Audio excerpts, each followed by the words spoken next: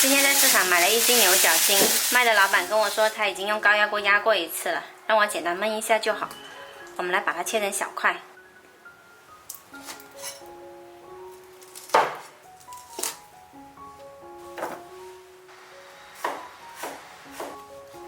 在冷水下锅焯去膻味，加一点八角跟香叶、姜片、料酒去腥，焯煮2到3分钟就可以捞出来。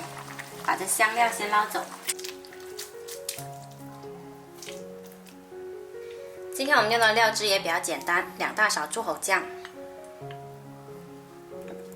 还有2勺生抽，把它们调开，调好先放着备用。接着我们在起锅热油，爆香姜片，牛角筋放进来翻炒。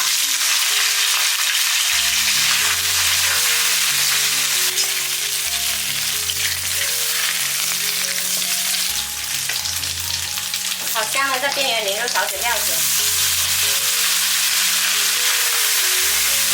再把我们刚调的料汁淋进来，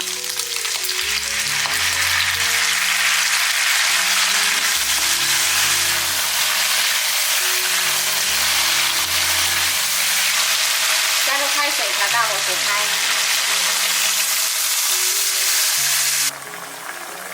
然后转到砂锅煮开，调小火焖40分钟。焖的时间比较长，所以我们要加多一点。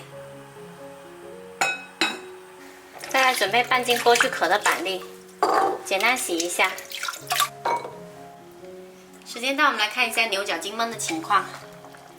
汤汁呢已经减少很多，牛角筋你看一下，焖的已经很绵烂了。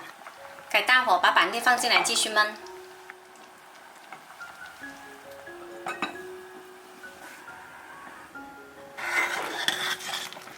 煮到后面呢，要多翻动一下，防止粘锅。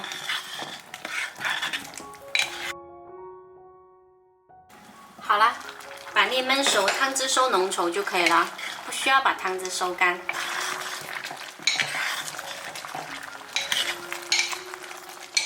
这样做出来的板栗焖牛角筋呢，吃起来板栗粉糯，牛角筋吃起来 Q 韧有弹性，超级香。